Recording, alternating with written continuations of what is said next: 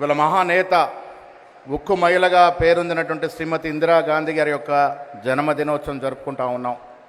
ఈ జన్మదినోత్సవం పురస్కరించుకొని ఓరుగల్లు పోరాటాలకు గడ్డినట్టు ఓరుగల్లులో మహిళా సదస్సు ఏర్పాటు చేయడమే కాకుండా ముఖ్యమంత్రి అయిన తర్వాత మహిళలకి అర్ధభాగం అవకాశాలు ఏంటో చూపించినట్టు ఘనత మన మధ్య ఉన్నట్టు ముఖ్యమంత్రి రేవంత్ రెడ్డి గారిదనే మాట ఇస్తున్నగా మనవి చేస్తా ఉన్నాను.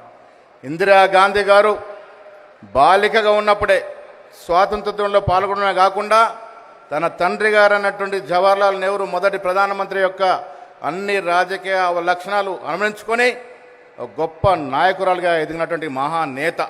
ఇవాళ మీ గుండెల్లో మా గుండెల్లో చిరస్థాయిగా ఈ భారతదేశం ఉన్న రోజులు మన గుండెల్లో ఉండేటువంటి మహానేత దేశంలోనే కాదు విదేశంలో కూడా.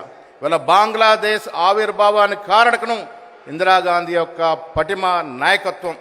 ఒక్క మహిళనే కాదు, ఈ దేశంలో ఆనాడు భూ సంస్కరణ తీసుకొచ్చి జాతీయ ఆభరణాలను రద్దు చేసి సంస్థానాలు రద్దు చేసి ఎన్నో చరిత్రాత్మక నిర్ణయాలకి తీసుకున్నటువంటి ఘనత కూడా శ్రీమతి ఇందిరాగాంధీ గారిది. ఇవాళ వారి జన్మదినోత్సవం జరుపుకుంటున్న ఈ వేళ మహిళలు 2 మంత్రులు అధికారులందరూ కూడా మహిళలే ఉన్నటువంటి ఈ వరంగల్లో మహిళా సదస్సు పెట్టడం అనేది హర్షించదగ్గ విషయం. ఈ సందర్భంగా ఇక్కడికి వచ్చిన ప్రతి మహిళకి కాంగ్రెస్ పార్టీ తరఫున, మా తరఫున, ఎమ్మెల్యేలు, ముఖ్యమంత్రి గారు అందరి తరఫున అభినందనలు, శుభాభినందనలు.